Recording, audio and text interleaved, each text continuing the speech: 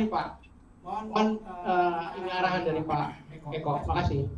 Oh, pakai arahan segala Om J, kita bukan PNS. Om J, begini, saya sederhana aja.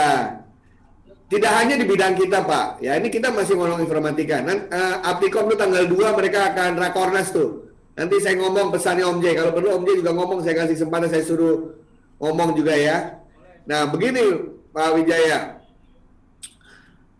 tidak hanya Anda, yang lebih besar kayak namanya apa? Nama fintech lah. Fintech itu kan susah berantem sama Bank Indonesia, berantem sama OJK. Konsepnya sama Pak. Di sini punya inovasi, di sana menolak. Di sini punya terobosan, sana ngomongin birokrasi dan lain sebagainya. Kemudian saya pelajari Pak di luar itu gimana kok di negara lain bisa. Padahal negara lain ada juga birokrasi, di negara lain ada juga peraturan, di negara lain ada juga undang-undang. Ternyata rahasianya sederhana Pak. Apa itu? Waktu Om J bikin inovasi, waktu Mas Onok bikin inovasi, waktu Pak Indra bikin inovasi, waktu kita bikin inovasi, mereka dilibatkan Pak dari awal, bukan pas terakhir udah jadi. Jadi ternyata di luar itu, orang-orang OJK-nya luar, orang Bank Indonesia luar, itu masuk ke bank-bank semua, bukan untuk mengawasi Pak, tapi bikin inovasi Pak. Jadi ibaratnya teman-teman di Dikbud itu masuk ke asosiasinya Pak Om J masuk asosiasi yang lain itu untuk sama-sama bikin inovasi. Jadi udah nggak minta izin siapa-siapa lagi, orang bikinnya bareng kok. Nah yang mereka suka sebel tuh kadang-kadang yang bikin inovasi lebih cepat dari mereka, kan begitu kan, manusia biasa bro, kan begitu.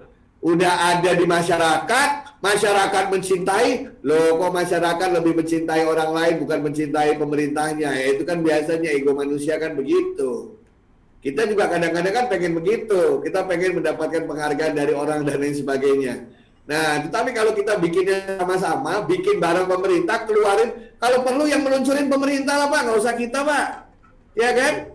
Kan tujuan kita bukan untuk dapat nama, tujuan kita adalah Indonesia ini maju. Ya sudah, kita sama-sama bikin, nanti pemerintah yang meluncurkannya, yang mensosialisasikan, bilang kalau itu adalah produk mereka, ya kita nggak usah sakit hati, kan kita untuk negara seperti itu. Nah, hal-hal semacam itu kita harus ngalah Pak. Mundur satu langkah untuk maju sekian ribu langkah. Nah, seperti itu menurut saya. Nah, jadi kalau kita punya ide, libatkan mereka, biarkan aja nanti mereka yang atur, tapi makanya sampai ujung. Karena itu sudah saya coba di beberapa tempat Pak, dan itu berhasil. Tapi bedanya adalah ya kita nggak dapat nama, kita nggak dapat pengakuan dari masyarakat, tetapi program kita berhasil. Yang tahu kan cuma kita sama yang di atas sana Pak. Seperti kalau tukang bajai mau belok kiri kan, yang tahu cuma supir bajai sama Tuhan kan. Ya sama, kita juga gitu. Kalau kita cinta sama negara ini, kita cinta dengan republik ini, apa yang kita miliki kasih ke mereka, nanti mereka yang akan membuat itu dan kita membantu mereka melakukan itu. Seperti itu kalau saya Pak. Karena saya melihat sama di kementerian lain juga begitu. Begitu ada inovasi keluar di luar, bagus-bagus, terus ada satu aja yang protes. Wah, baru mereka keluar. Ayo ini ada customer yang protes. Saya mau periksa semuanya, nggak bener kan begitu. Tetapi kalau dari awal bikin bayinya itu sama-sama, ya bikin babynya itu sama-sama, nanti melahirkannya mereka di depan, pasti hasilnya akan berbeda. Saya melihat Indonesia itu modelnya seperti itu, Pak Wijaya. Jadi kita dalam hal itu kita harus sedikit berbesar hati. Kan Pak Wijaya tahu sendiri, jangankan di negara, di organisasi aja begitu kan Pak Wijaya ya? Apalagi di level negara, ya itu kan namanya manusia. Saya rasa kita kan harus masuk ke level yang udah lebih arif gitu ya. Dulu kita kan waktu muda yang mau gebuk-gebuk, sekarang lebih arif sedikit. Yang penting adalah ujungnya apa yang kita inginkan terjadi. Caranya ada 1001 jalan menuju Roma itu tadi. Demikian Pak Wijaya, saya tidak bisa memberikan lebih dari itu karena saya lihat Anda semua kan pejuang-pejuang hebat semua gitu kan ya. Nah, tinggal saatnya saat ini kita sudah saatnya pejuang-pejuang ini kan jadi Tut Wuri Handayani nih Pak ya Kak.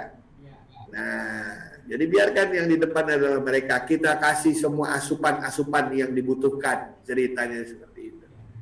Saya rasa informatika udah dicintai, Pak. Tapi yang dicintai belum informatika.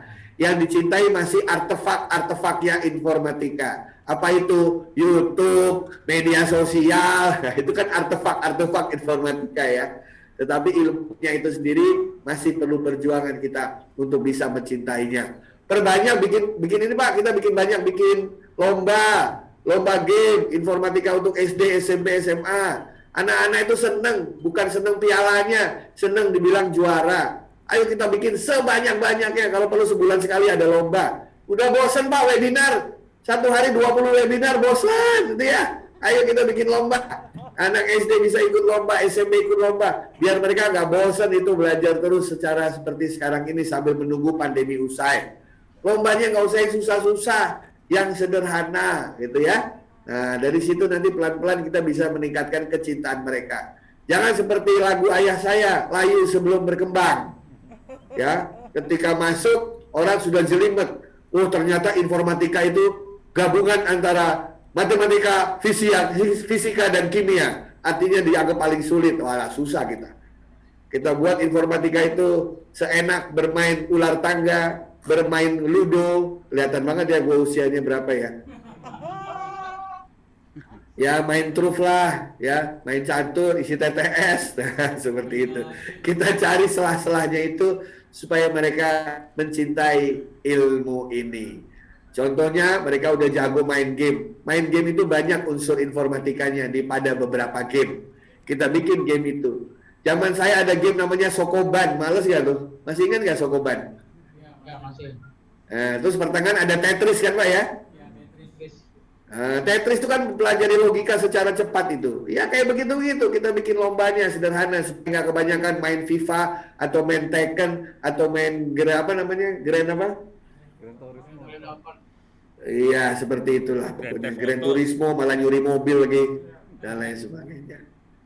Begitu Pak. Jadi kita bisa, mari kita perkuat. Nanti saya sampaikan maksudnya Pak Wijaya supaya nanti teman-teman Aptikom juga bisa masuk ke tempat Anda. Saya soalnya bukan ketua umum lagi, jadi saya nggak bisa punya wewenang itu. Tapi sebagai pembina paling nggak saya bisa mengharapkan mereka bisa bergabung di pertemuan selanjutnya, bergabung dengan bapak-bapak dan ibu-ibu sekalian. Di tempat kami juga macam-macam Pak.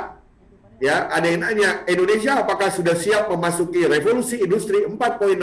Saya bilang di Indonesia itu dari 1.0 sampai 5.0 ada semua Pak. Jadi dosen 1.0 itu masih ada, dosen 2.0 masih ada, dosen 3.0 ada, dosen 4.0 ada, dosen 5.0 juga ada. Itulah pelangi kekayaan Indonesia, gitu kan ya. Kita bisa belajar wisdom dari yang 1.0 dalam hal kehati-hatian, dalam hal prudent gitu ya. Kita bisa belajar dari yang 2.0 dan lain sebagainya. Tapi yang penting kalau kita punya niat yang sama, punya tujuan yang sama, kita punya musuh yang sama, maka bersama-sama kita pasti akan rukun. Jadi tugas Om Jai adalah teman-teman sekalian mencari musuh yang sama, ciptakanlah musuh yang sama. Kalau musuhnya sama semua sepakat, kita tiba-tiba jadi satu. Masih ingat waktu kita berantem politik, tiba-tiba Malaysia salah nyetak merah putih kebalik putih merah untuk event olahraganya. Tiba-tiba kita melupakan politik, kita langsung berangkat serbu Malaysia.